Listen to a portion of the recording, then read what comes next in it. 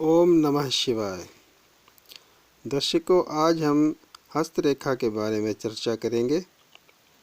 जैसा कि आप देख रहे हैं, इस तस्वीर के अंदर हाथों की लकीरों को दिखाया गया है। तो यहाँ से आप देख सकते हैं, ये जो लकीर है, ये रेखा शादी की है, विवाह की रेखा है। अगर ये साइड से शुरू होकर और हथेली के अंदर तक आती है तो ये आपकी विवाह की एक रेखा है। अगर ऐसी दो रेखाएं होती हैं तो आपके विवाह दो होते हैं। और अगर एक हल्की और थोड़ी सी होती है जो हथेली के अंदर तक नहीं आती, सिर्फ यहाँ से थोड़ी सी हो, तो समझो कि आपकी ज़िंदगी में कोई और औरत भी थी, जैसे कोई गर्लफ्रेंड या कोई आपकी मोहब्बत जो हासिल ना हो सकी।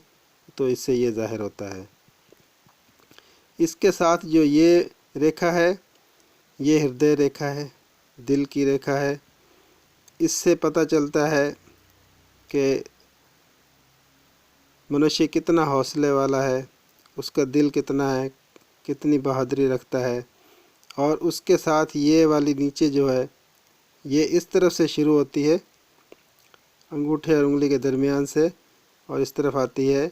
ये दिमाग की रेखा है। इससे पता चलता है कि व्यक्ति कितना ज़हीन है, कितना उसका दिमाग है। और उसके बाद ये जो है रेखा, ये आपकी किस्मत की रेखा है, भाग्य रेखा है। और इस रेखा की लंबाई से पता चलता है कि इंसान की किस्मत कितनी है। और इसके साथ ये रेखा है, ये अमूमन कम ही देखने में मिलती है। जिनके हाथ में ये होती है वो लोग बहुत कामयाब होते हैं, जैसा कि यहाँ लिखा हुआ है, ख़त कामयाबी। और ये रेखाएं जब आपस में मिलती हैं और इस तरह से क्रॉस बन के एक डब्बा बन जाता है, तो इस त्रिकोण के अंदर ये बंद हो जाता है। तो इस व्यक्ति के पास बहुत सा धन जमा होता है। अगर ये कहीं से भी ये खाना खुला हुआ होता है तो फिर उनके पास धन संपत्ति जमा नहीं हो पाती।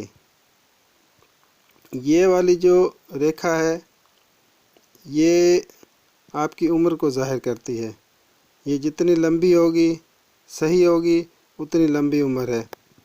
और अगर टूटी फूटी है कहीं से, तो फिर उसके जीवन में बीमारियां, रोग और तकलीफ़ें आती रहती है। और ये एक डबल रेखा है उम्र की, लेकिन ये भी अमूमन बहुत कम देखी जाती है। अगर इस जगह पे बहुत ज़्यादा लकीरें छोटी छोटी बारीक बारीक हैं, तो वो आपकी दोस्ती को ज़ाहिर करती हैं कि आपके दोस्त कितने हैं। तो इस तरीके से ये हाथ की रेखाओं को देखा जाता है। उम्मीद है आपको हमारा ये विषय पसंद आया होगा। ओम नमः शिवाय। धन्यवाद।